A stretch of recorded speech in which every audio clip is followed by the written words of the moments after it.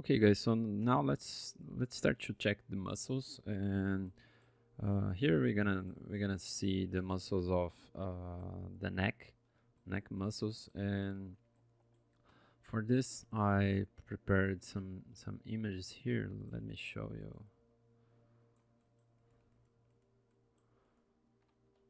Right, for the neck muscles, we can start by the mainly the more prominent muscle, which is this one, the external cleidomastoid muscle. This muscle is a muscle where it have its origins. Actually, the origins are closer to the heart, I think, and the insertions are far from the heart. But yeah, it doesn't matter. Are just names. But you know, it attaches from this part here, which is called the mastoid process in the cranium. You can even feel the mastoid process if you touch like the back of your ear with your finger. Is this preeminence here, just like this protuberance, and then you can from this place we're gonna have this great muscle which has two great branches, which are the external external branch. Because why external? Because it connects the mastoid process to the external bone, right? So notice that it won't go for the clavicle into this branch. It goes and connect in the top of a sternum, and then we have kind of behind here another part that is called the clavicular branch. Okay, so it kind of divides the fibers, so we can have both, and actually in the middle between both of them we're gonna have kind of depression in the form. Okay, but for the instant let's understand like this. It's just nice to understand that we have two branches, an external part and a clavicular one. Okay, this is the external sternocleidomastoid muscle, which is let me show you this one, sternocleidomastoid. It has this name because sterno, it related to the sternum bone. Cleido, I think is because of the clavicle. I don't know. I'm not sure. And mastoid because of the mastoid process. So it's a huge name.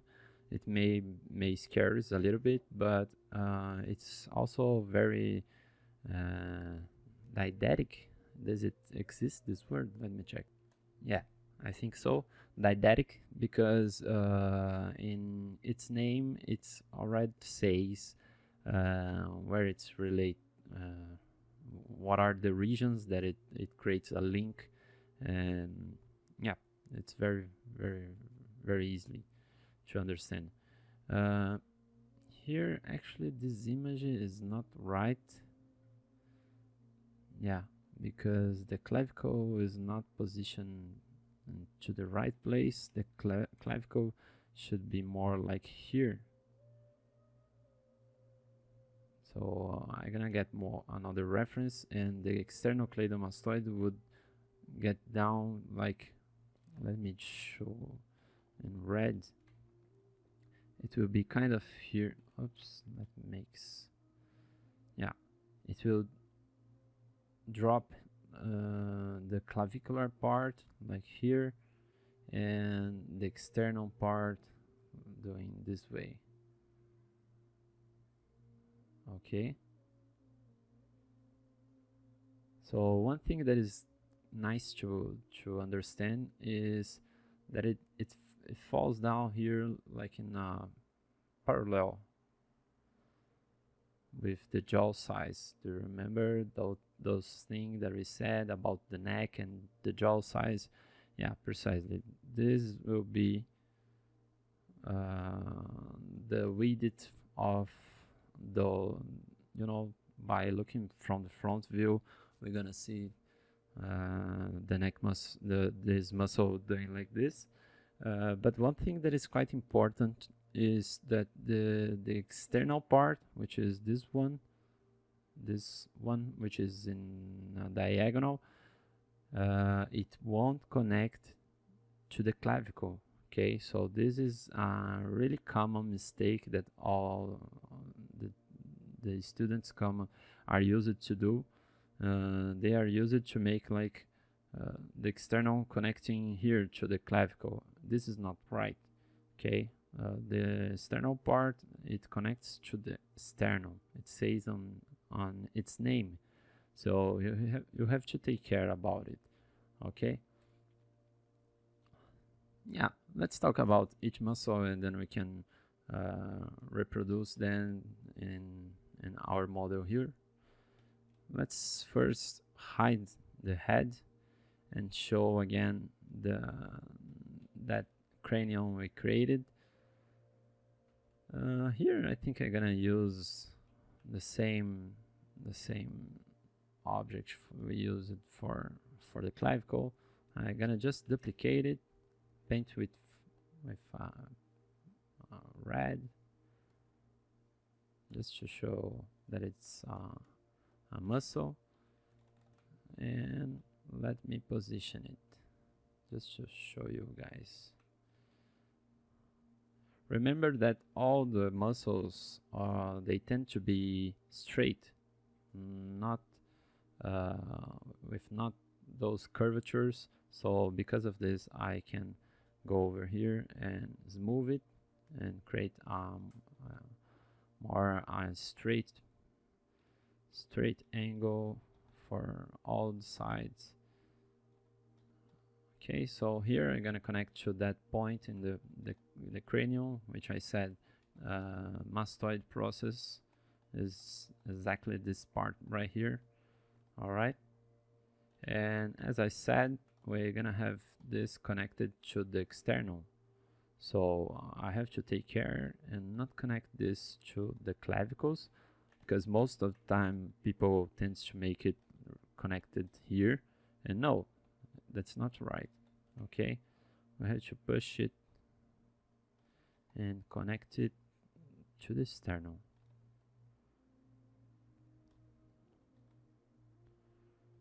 More like this. All right, maybe this is too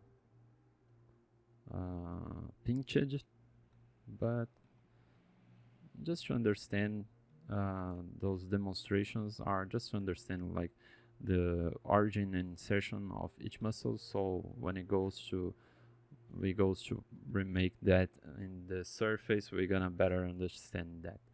And here I will use the same, and I'm gonna duplicate it like this. Let me show, maybe if I use this transpose line and drag it along the surface, I can use my rotate option and rotate it here. So now I can drop it and makes the clavicle part, but always being careful.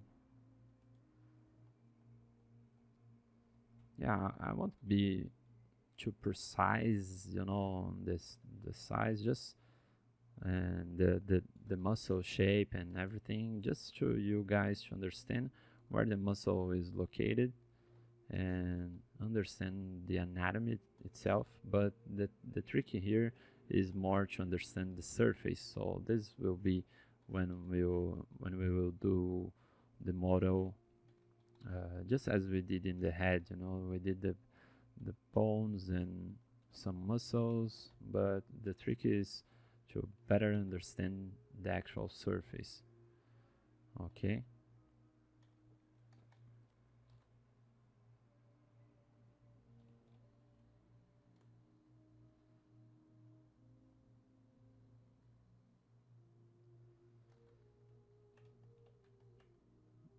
yeah, that's it for the external cladomastoid. Notice the angle of the external cladomastoid. This will certainly show you about what's happening.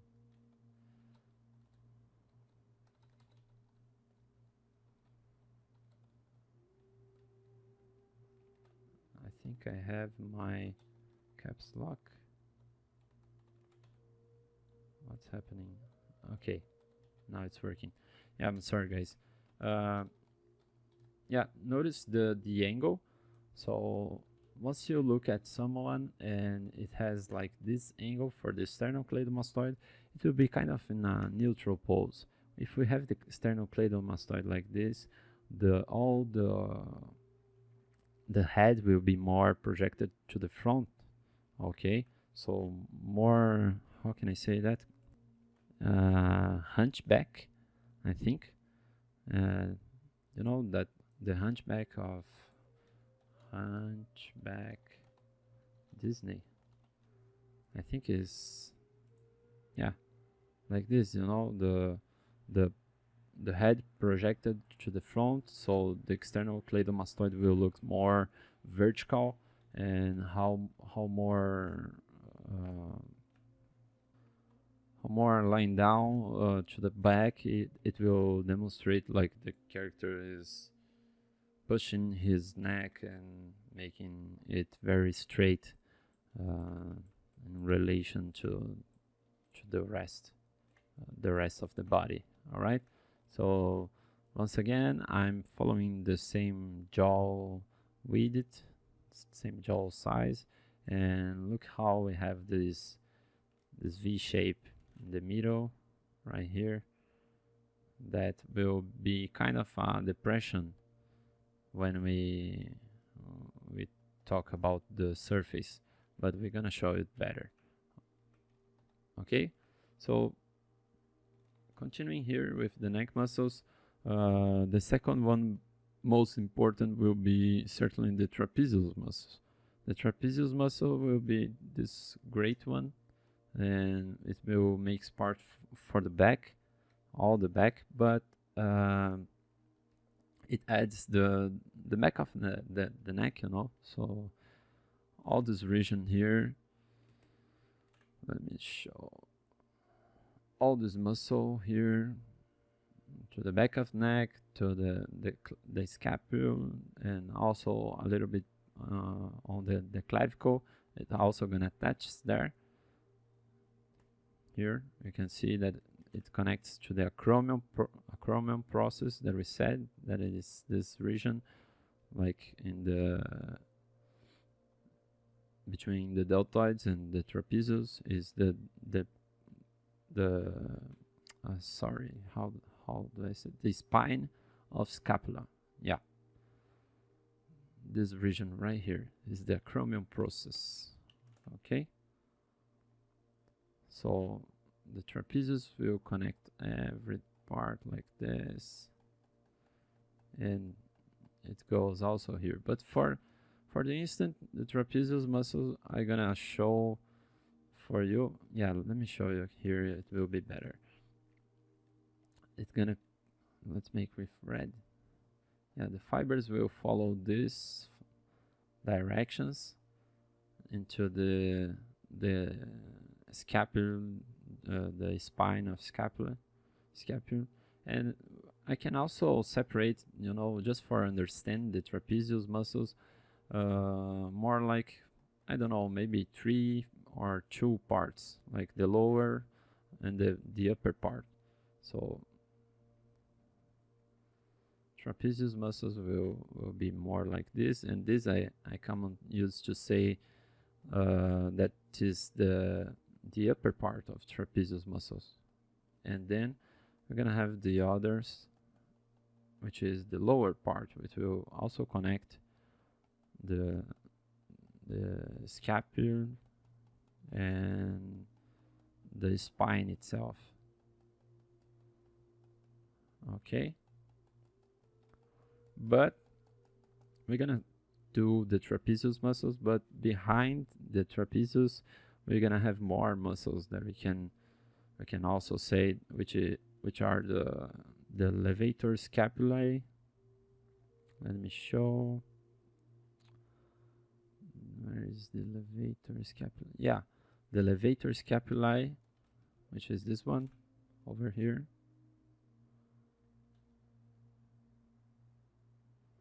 It will connect the top of scapula and those vertebrae, those cervical vertebrae right here, and it's related to raise up the angle of scapula, like pushing it to this direction, right? Remember that I said the scapula is all floating along the rib cage. It's only connected on the acromion process and also connected to the humerus on that part that I forgot the name is. Let me show here. This part right here, you know. I think, yeah, the glenoid fossa. They are all just names, but it's nice to understand. And yeah, so we're gonna have this levator scapulae, and also behind, you know, we're gonna have this is the upper, the surface will be like this, but behind the trapezius muscles we're gonna have the rhomboids, which are connected here, and the levator scapulae, which will be right there. The levator scapulae, we can see in this region, in this image, that it can also be shown in this part right here, just besides the explanium capitis, semicapitalis capitis, and some of the scalenes muscles. But you know, all those parts here are very hard to show, to be shown in the surface. Maybe the levator scapulae can also appears, but for the surface, the things that are important to understand is actually the trapezius and the sternocleidomastoid, you know. So the trapezius muscles, as you can see it here, it's kind of connected. It has its parts in green here on the clavicle bone. It has in blue this part connected in the acromion process, which is part of the scapula, and also we have it connected to the spinal scapula right here, and then the spine of the body, right?